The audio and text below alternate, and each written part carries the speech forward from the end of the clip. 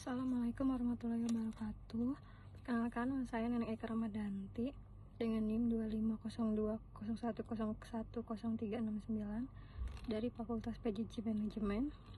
Sini saya mau menjelaskan jawaban dari tugas pendidikan Pancasila.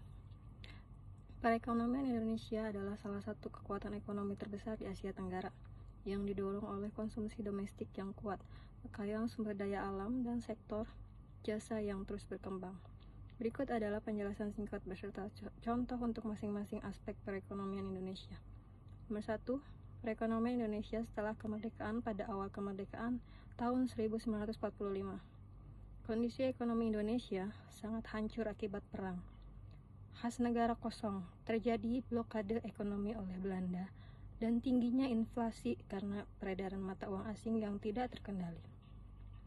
Contoh, penerbitan mata uang pertama Indonesia, yaitu Uang Republik Indonesia atau ORI pada 30 Oktober 1946 untuk menggantikan mata uang Jepang dan mata uang asing lainnya. Nomor 2. Sistem perekonomian. Sistem perekonomian adalah cara suatu negara mengatur kegiatan ekonominya. Indonesia menganut sistem ekonomi demokrasi Pancasila berdasarkan Undang-Undang Dasar 1945 Pasal 33. Yang berarti terdapat asas kekeluargaan dan peran aktif pemerintah serta swasta atau ekonomi campuran.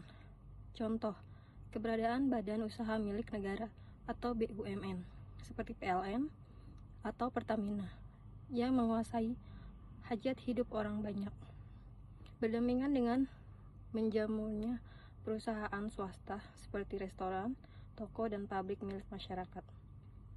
Nomor 3. Kebijakan fiskal. Kebijakan yang mengatur pendapatan dan pengeluaran negara dikelola oleh Kementerian Keuangan.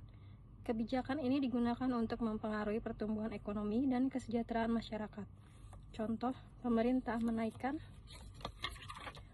atau menurunkan tarif pajak pertambahan nilai atau PPN. Jika pemerintah menaikkan PPN, pendapatan negara bertambah, namun daya beli masyarakat bisa sedikit menurun.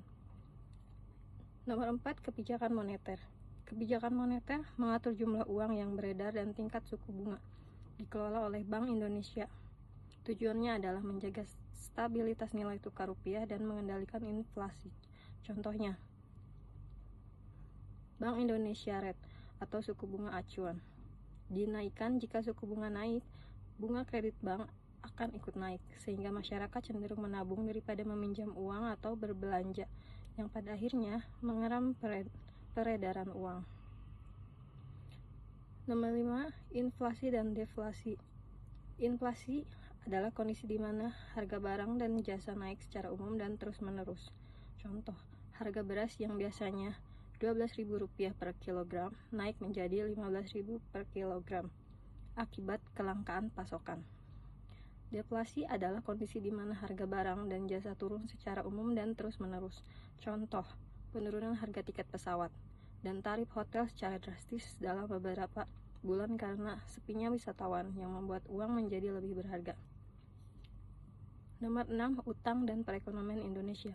Utang negara, utang luar negeri, dan surat berharga negara digunakan sebagai alat bantu pemerintah untuk membiayai pembangunan seperti infrastruktur dan fasilitas publik ketika pendapatan pajak belum mencukupi. Contoh, penerbitan surat berharga negara atau SBN, atau pinjaman dari lembaga internasional seperti Bank Dunia yang digunakan untuk membangun proyek strategis nasional seperti jalan tol, jembatan, dan jalur kereta api yang diharapkan dapat memperlancar roda ekonomi jangka panjang. Sekian dan terima kasih, semoga bermanfaat untuk teman-teman. Wassalamualaikum warahmatullahi wabarakatuh.